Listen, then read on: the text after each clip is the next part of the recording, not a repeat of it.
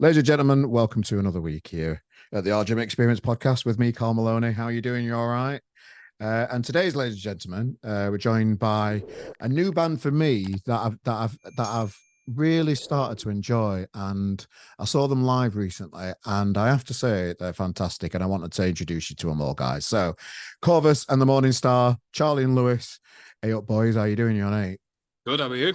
Great stuff, mate. Yeah, Soundtar, yeah, nice one. Where do we find you? Where is this? This amazing place I can see you outside. My humble abode, my back garden. Oh, okay, and that's in Manchester, is it? No, Wigan. Wigan. Fucking Wigan. Yeah, I forgot it's Wigan. Yeah. We're now, aren't we? Other than We're holding on to that Manchester title with fucking skin of our teeth now. We've just employed a southerner on keyboard, so we're going even further astray. Yeah, I'm going to ask you about that because I know the lineup's always developing and that kind of stuff. But bands from Wigan say they're from Wigan these days instead of Manchester, don't they? Because there's such an amazing scene coming out of Wigan. You only have to look at, Latham's recently, the Fletchettes, we've had on, we've interviewed them online on the magazine and that kind of stuff. There's a vibe about Wigan that I'm eager to. Stanley's another one. There's a vibe about, and I know your music style is different to theirs. They're more of an indie style where you're a bit more psychedelic and rocky and that. Yeah. What do you see around you coming from Wigan at the minute? Well, it used to be, we've both been playing music for quite a while now, haven't we? I think a few years ago, it wasn't like it is now in Wigan, where it was a totally different thing, wasn't it? Everything was standoffish. Like I was saying this, like I play in another band with an older guy called Mark Frith. I actually play with Will from Fletchettes and Jake from Stanley's and that. Yeah. And Frith, when we did our first gig all together, he was saying, "Look at everyone here, they're all fucking mates. Back in the day, we'd be all calling everyone, oh, look at these fucking shit trainers." And now it's not.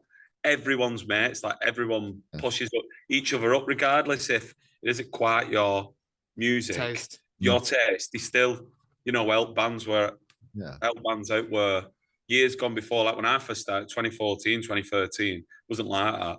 So I think it's a nicer scene in Wigan now. Yeah, everyone just come together a bit more, and like Lewis just said, everyone's trying to help each other, like push each other to do better and get there. It was a totally different thing back then, but yeah. And what do you class as helping each other out? How's that? What do you mean? Just like good examples are that first gig what we had in Wigan at Boulevard when Stanley's and everyone came down.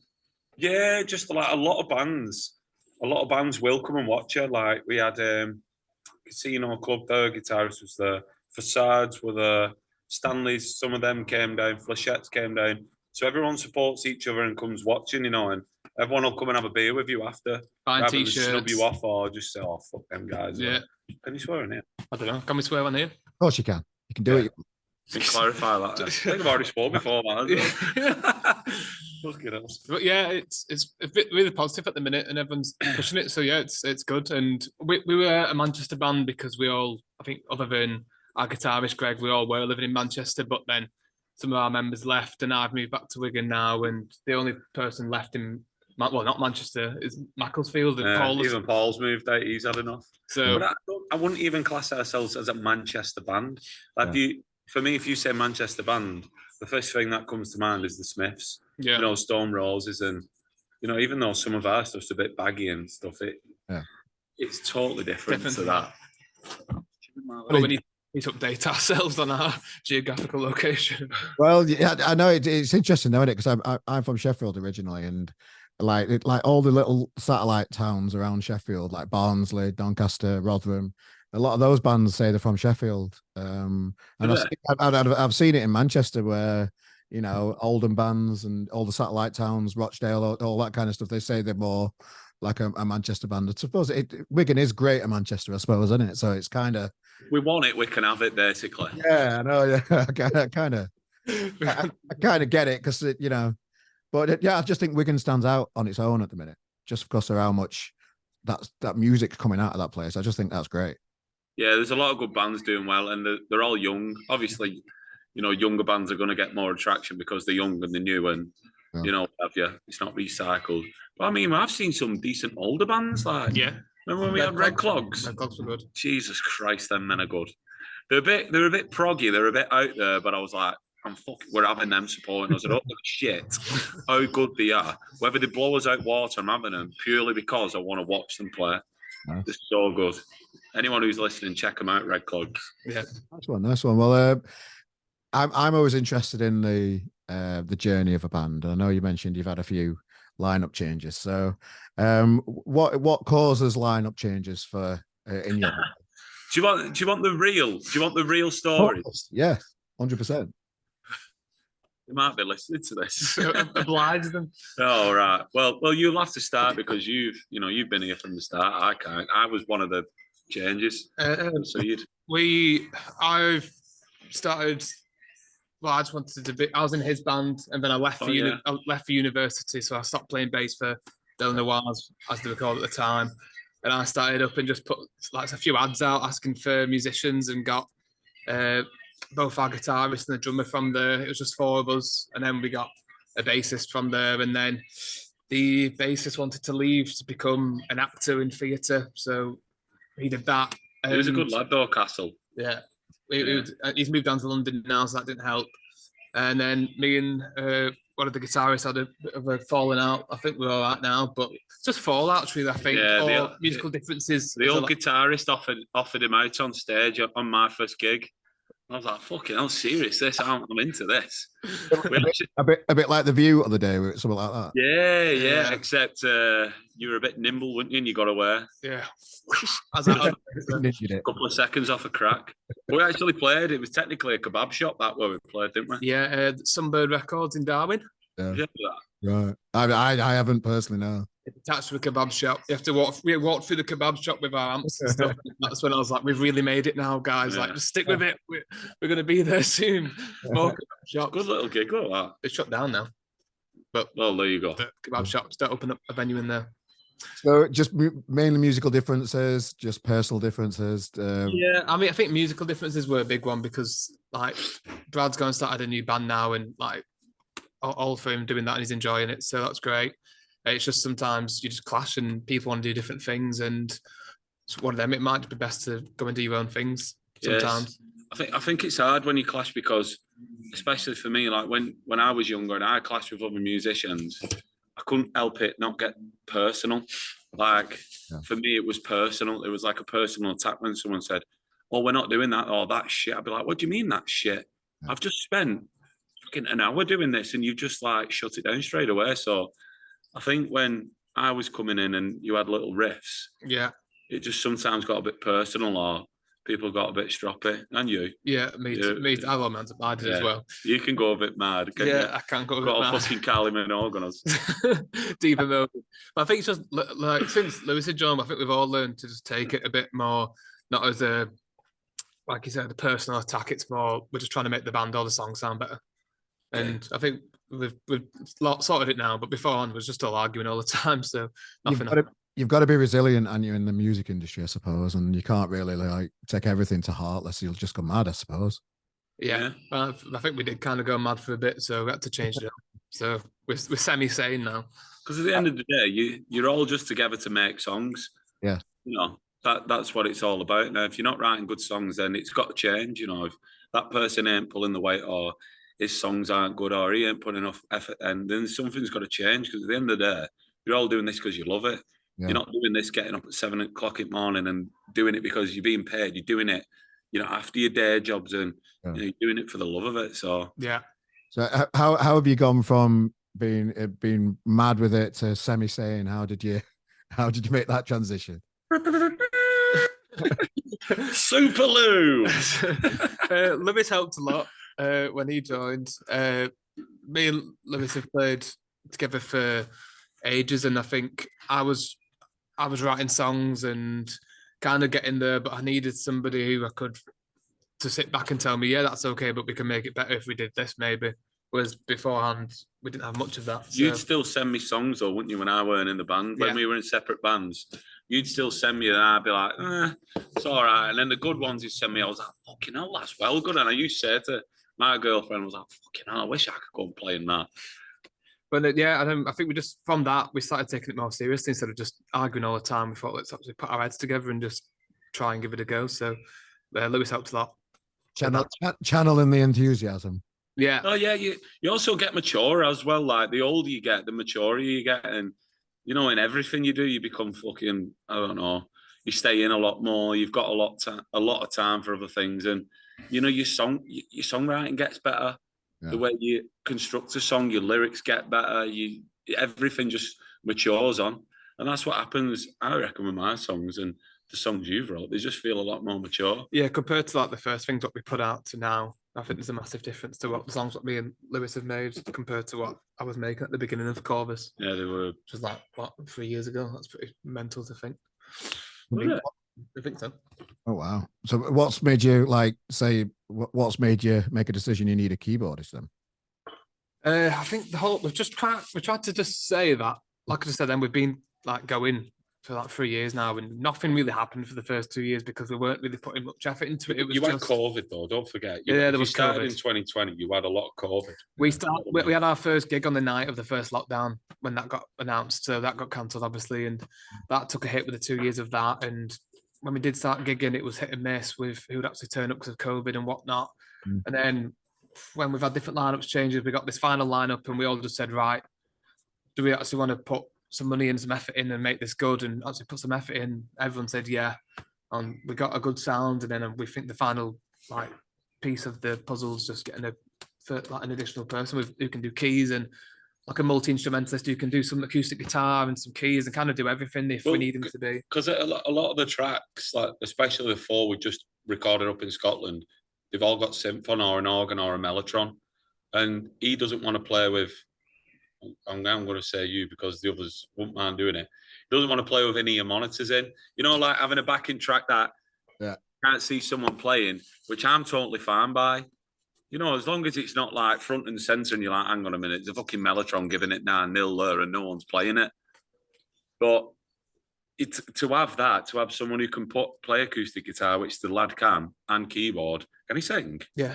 And he can sing, you know, just adds. It's just the final layer, I think. We've got texture in it, colour. We've got everything else then, I think, where we can recreate what we want to do in the studio live. So I think that was what we needed, having a keys player. Yeah. That sounds great. And it's from London, you see. Where's he from? Oh, God, he's going to kill me. Somewhere. Down south. He's down south, yeah. But I think he lives That's in... it. We just blanket them anywhere past Birmingham, down south. I think he lives in Altrincham, I think. Altrincham? Yeah, I'm sure that's what he said now. Cheltenham? Pretty posh. Altringham's right corner, isn't it? Don't know. He lives somewhere near Altrincham. I knew him from uni, and oh, nice. I was at my graduation a few years ago, and he said, "Oh, I like your band. I play keys," and I was like, "Oh, good to know." And then when we thought about doing keys, I said, "I know a guy," so I messaged him. And he came to that gig that you was at. I think he might have been at the. Oh, he did. He lent me a guitar pick. He might have been at that After All festival, yeah. Oh, nice one. Well, it was great to see you for the first time live because I was just out of the loop. I was out the Corvus loop. I wasn't aware of you and just take that loop. Well, I'm deep in now. So it's I don't know. I just really enjoyed the gig and when I see a new band, I just want to chat to them and just, you know, get to know you a little bit. So aware of where we are now as a band. Before the band started, let's look at you both individually and go back into what were you like before music, and when did you start to think music is going to be a thing for you individually? Christ, I might start crying here on camera. I got chased home from school, me, for having long hair. Well, how far back do you want to go? I don't know. Whatever, just to the interesting, funny place. I mean, play football like and stuff like that. Oh yeah, I've always played football. Like I first got into music through Guitar Hero World Tour. Oh, nice. And I play drums. I play bass in this band, but I play drums predominantly. And I learned the drums off Guitar Hero World Tour and Metallica rock band. Oh. Guitar Hero Metallica. Guitar Hero Metallica. That was how I started. Before that, I never wore a pair of jeans until I was 13, and I played that game. And then the first song, I don't know if you'll know it. Do you know "Bullet for My Valentine"? Scream and Fire. Oh no, but go on. It's a rip snorter. It's straight in. Stick it on after this, and you're just gonna say, like when I started, I didn't go into like blues and like Arctic Monkeys. I went fucking straight to the top, like heavy metal. So yeah, that's how I started. But you You can't listen to anything past 1971, you can you? No, I didn't really. It's pretty boring until I was about 10. I don't even remember what I did. I don't think I did anything. Like, probably just like played Power Rangers at primary school. You know what I we all mean? play Power Rangers. Yeah, I mean that. Other than that, I don't think I did anything. My older brother played guitar and he was really into blues music and stuff. And So where did you start? From him, From your brother? Yeah, he was like, when I was 11, he must have been 15 or something, and he was listening to like Son House and all those type of old blues musicians, Delta type of stuff, and got me into them and loads of other bands. And then I wanted to learn guitar because of him, and he's like, "You can't learn guitar if you want to be in a band. You have to learn bass because we can't have two guitarists in a band." That's what bass is like. So I was reduced to bass, and when we played Guitar Hero World Tour, we only had one guitar for the controller. Yeah. So he would use the guitar controller and I'd use the Xbox controller for bass. So I'd be there playing bass, trying to be cool. And that's Carl's probably sat here thinking, what a couple of fucking nerds. I used to love Guitar Hero.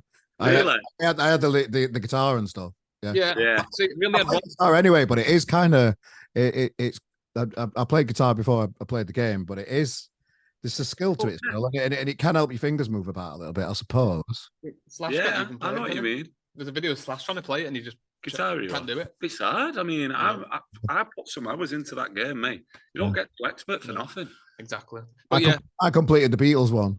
The Beatles one there, piece of piss. I think the hardest one on that was the what was that solo?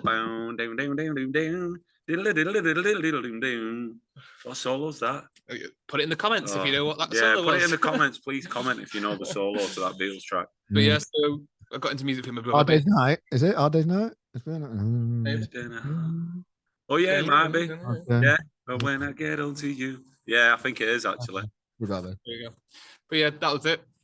My brother got me into music, and then I started playing bands from there. I played in his band and then joined another band and then joined his band. It sounds like we was both pretty quick because as soon as I started playing Guitar Hero, I remember getting the Guitar Hero in October, Guitar Hero game. Then I got my first guitar for Christmas.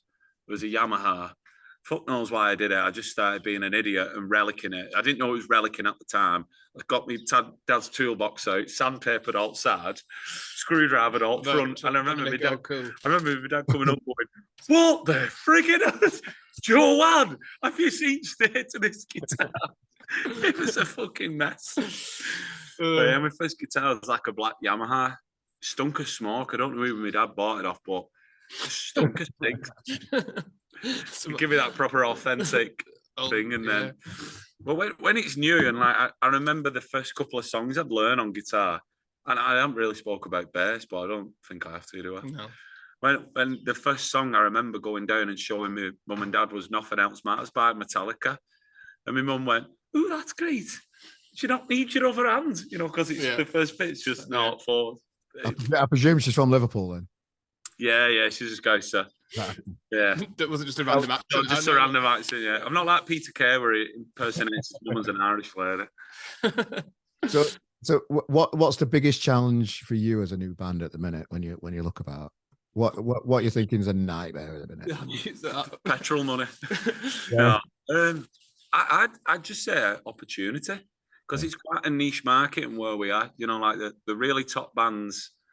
You know, they're not playing the MEN. You know, the bands who you would aspire to play with, like your Brian Jonestown Massacres, they're playing the Ritz and they're still big venues, but, you know, they can only go so far in this country. Yeah. And then all the ones below them, I wouldn't say scraping the barrel, that's the wrong word, but it's a niche market. Yeah. It isn't as big as the others. It's a tough one. We're trying to do some more, like the new single we've put out, it's not really psyche until the end. I think it's that solo gets a bit mental. You know about you're the only one. Yeah. But before that, it's just like a tuna thing where the psych ones we've tried to dial it down, but you can still tell it's psyche stuff. But we tried to make it a bit more accessible, I guess, because that's the only thing. If we go full out psych, then no one's going to really want to. But we want to try and appease psych people and people that know music and rock music. Yeah. You want to try and hit both markets, you know. You just want to write good songs. That's all I say to these. At the end of the day, if it's a good song, it's a good song. But it's quite insightful to know the market that you're going for, though. Yeah, I won't say we're trying to go for everyone, but we're trying to go for the rock market. You want to progress in some kind of way, whether it's album sales or streams or people at your gigs or festival slots or management or whatever. There's got to be some kind of progression there each year, else it puts.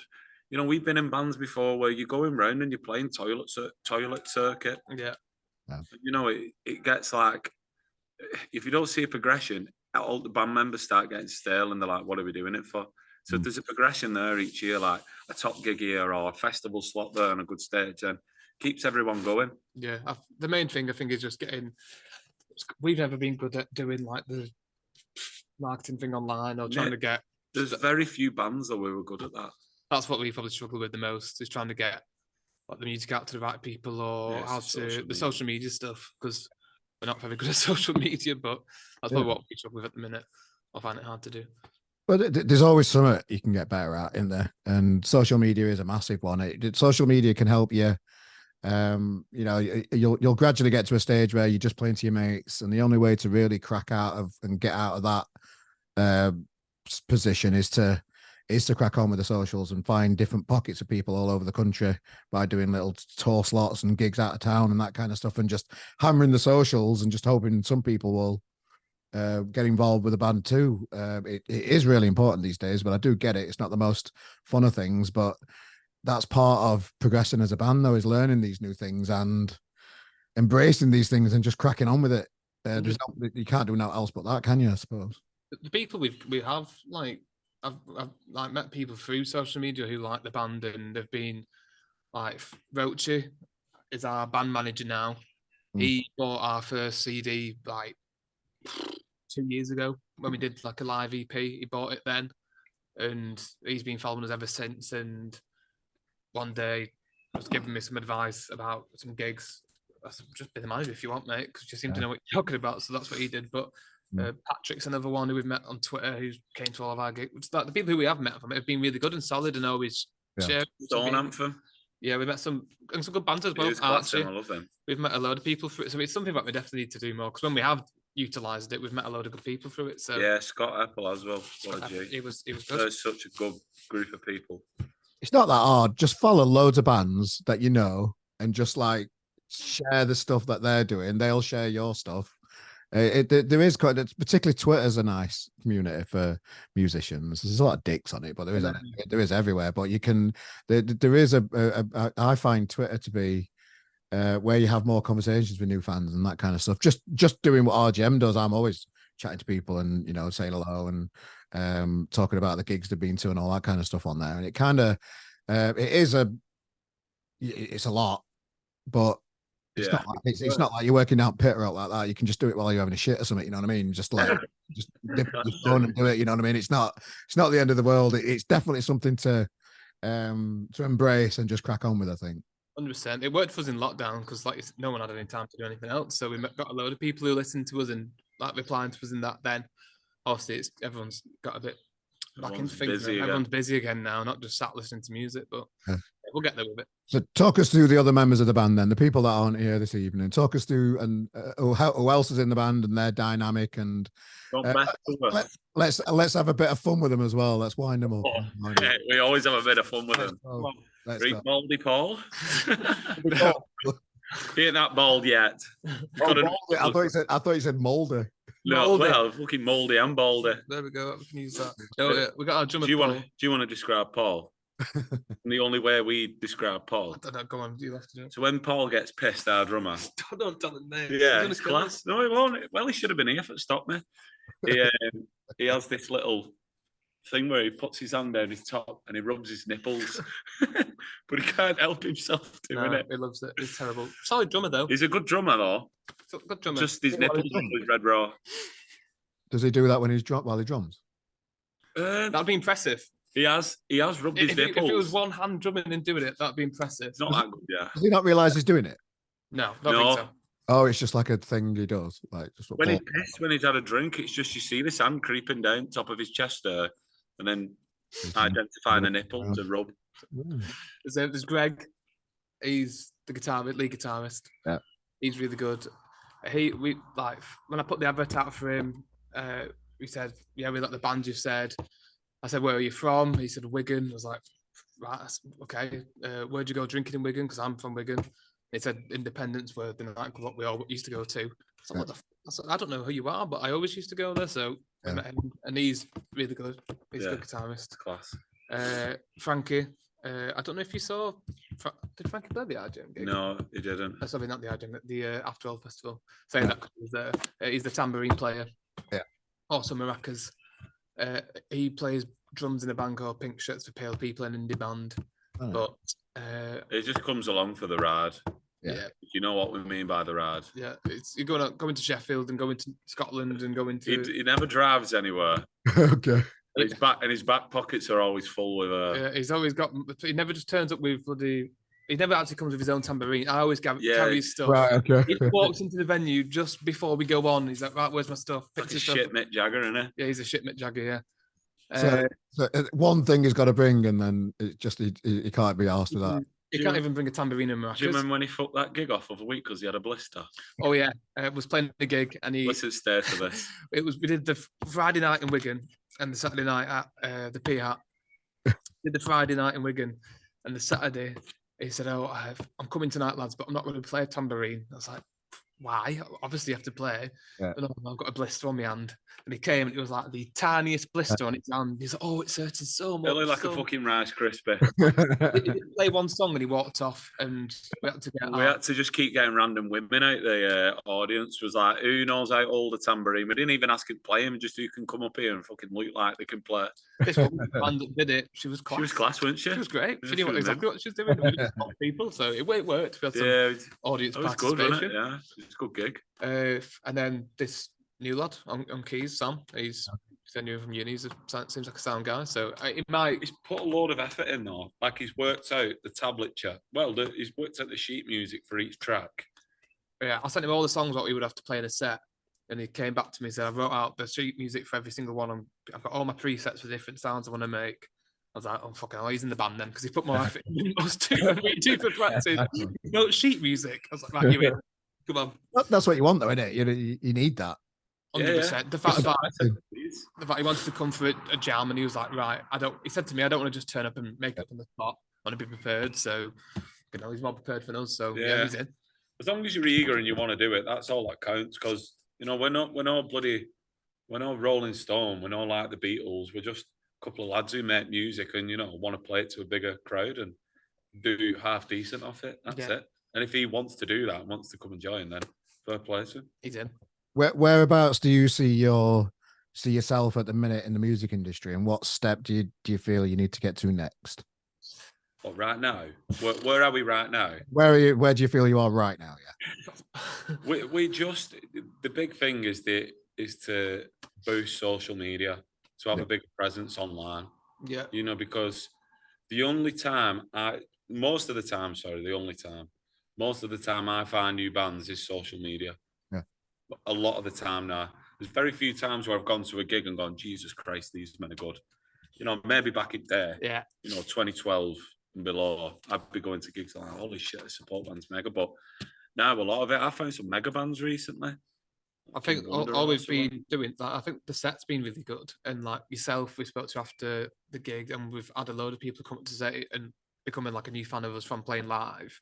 Yeah, we need to do some more stuff of getting it out there. I think as well, we just need to make some more music. But where we are at the minute, I think we don't know what to write.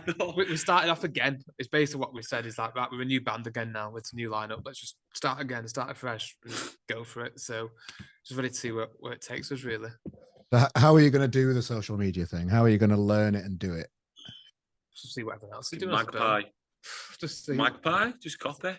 They're no one's ideas. They're not copyright. They just find a good idea, copy it.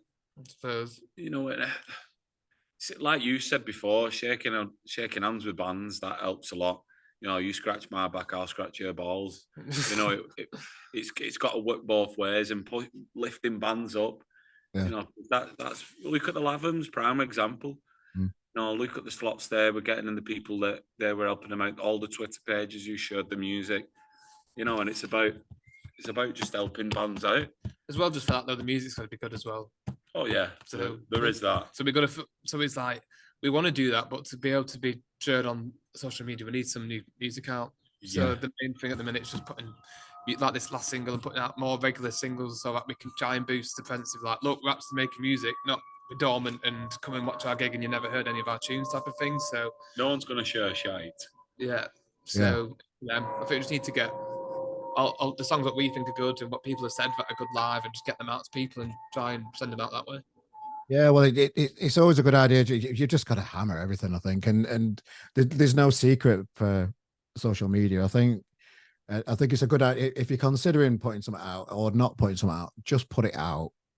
I think a lot of bands get worried about algorithms these days when they've got, I don't know, less than 1,000 followers on each of these things. I don't think it makes any difference to anything, the algorithm, until you've got tens of thousands. I think. I don't think the internet even considers an algorithm when you've got when you're just starting off. I think people get bogged down with algorithms and they say to me, "Oh, an algorithm." I'm just like, "What do you really know about an algorithm?" Because I don't know fuck all about an algorithm.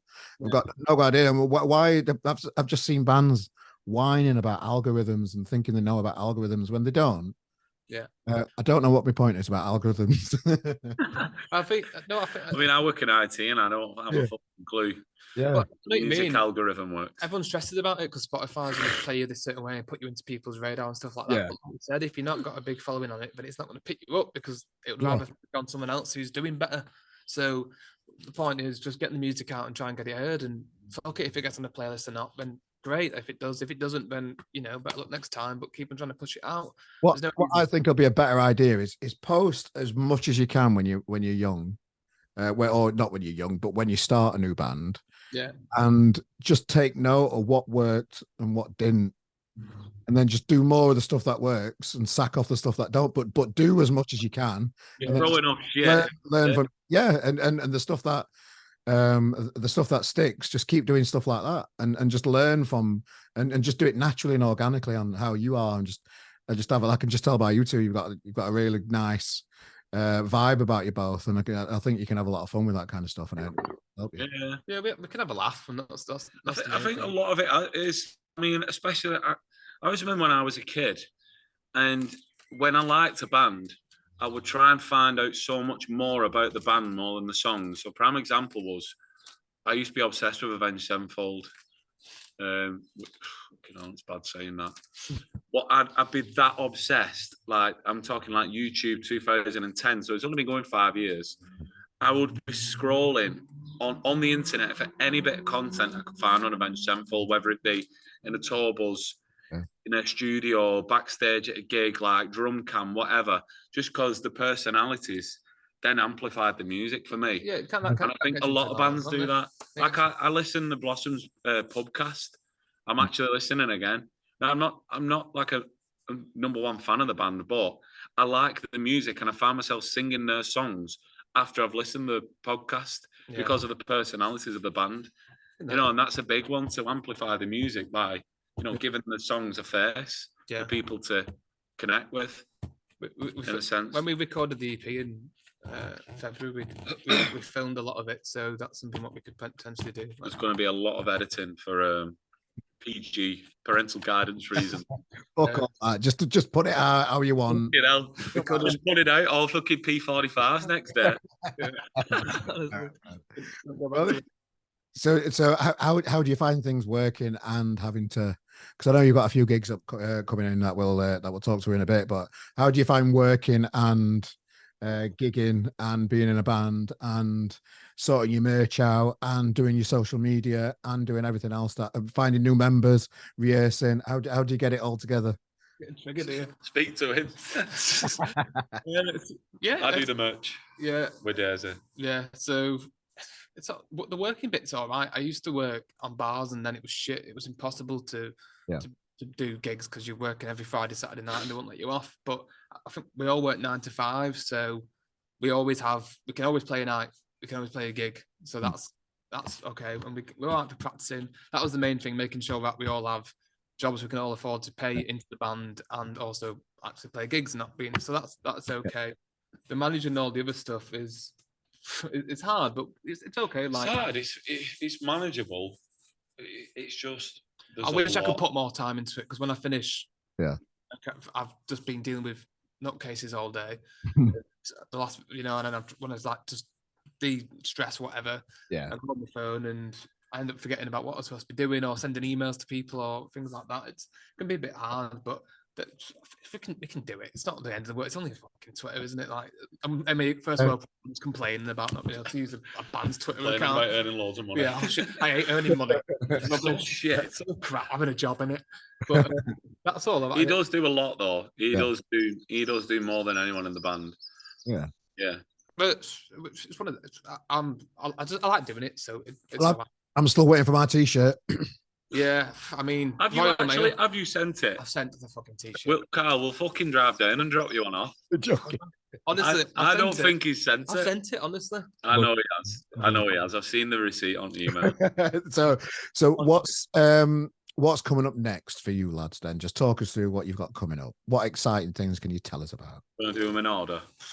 We've got that. If you want to do the gigs first, we've got gigs. I do notice you're playing the Frog and Parrot in Sheffield. For Tramlines this year, I've just announced my Tramlines lineups for Thursday. I've always done Thursday, the week before the festival, at the Frog and Parrot, where you're playing on the Saturday, and I do Friday. And my mate Rob and the Trail Creative, Kelly Monroe, and that kind of stuff. They've always done the Saturday.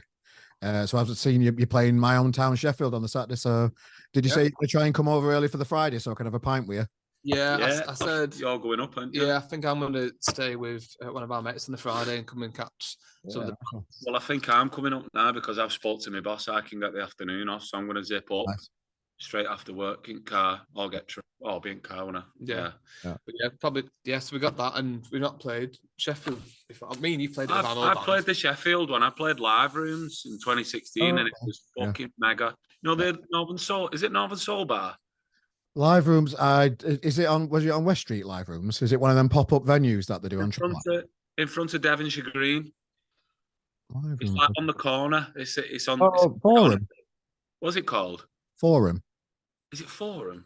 I might be wrong. Yeah, I'm sure. I took my girlfriend just before COVID, and it was booming with Northern Soul, and I was like, it only clicked about an hour and after. I was like, fucking hell, I've played in here. Yeah. And it was packed. It was like, I remember it being high to July, and it was fucking roasting. Yeah. We've got that. And we're playing Sheffield on this Thursday as well. So. Oh yeah, we're back in Sheffield on Thursday. So we've got those two gigs. Where was it called on Thursday? Judas Priest. So the Washington. The Washington, yeah, I know that well. I used to put gigs on at the Washington. Yeah, the Washington. Is it decent? Yeah. Yeah, it's nice little venue. It's a cool little venue. It's a cool little venue.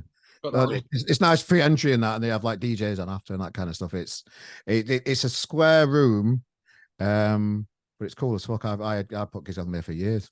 Say hello to the Sheffield people from me over there. They'll know who I am, and they'll be like, "Fuck." Yeah. Honestly, they will. I'll say hello from you. We got that. That one that you said, Frog and Parrot, July, and then 10th of August. I think we're going to play at Gulliver's with Aphrodisiac, I think. Aphrodisiac in Gulliver's in Manchester. Yeah, we're back at studio then, tracking drums, aren't we? Yeah, other than before gigs, September. We're just trying to get songs recorded and then of course RGM live on the 1st of September. Gulliver's again. There we go. That was the next one. Where is that? Gulliver's. Is that Gulliver's too? Yeah. So it rather than like just list stuff within the description of this podcast, ladies and gentlemen, on YouTube and the audio version, there'll be a link where you can invest in the band and check the merch out and check the website, check the tunes and all that kind of stuff. So we don't have to list websites and stuff. I hate bands that list websites as well. That's another little thing.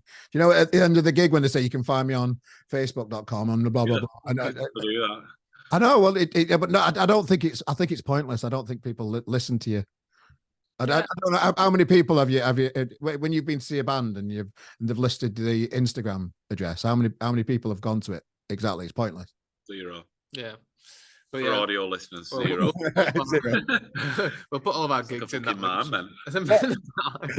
like tree. But yeah, then after the gigs, we're just recording, and I think we've got a single ready to come out at some point soon. My girlfriend's just finishing off the artwork for it now, and then back in the studio again. And then hopefully we've got a massive support slot in Manchester. but I've got to pull a few strings with a few mates. Yeah. So there you go, scratching balls again. Yeah, well, there you go. Well, keep grafting, lads. It's an absolute pleasure to have joined you today for an episode of the podcast. Is there anything you want to share with the Corvus and the Morning Star fans out there? Is there anything? If there's people hovering over the link and they're about to check your music out or your merch or the gigs, what would you say to those people hovering over the link right now or that haven't pressed it yet? Just have a bash. Just have a listen. Yeah. What's worse? Switch it off.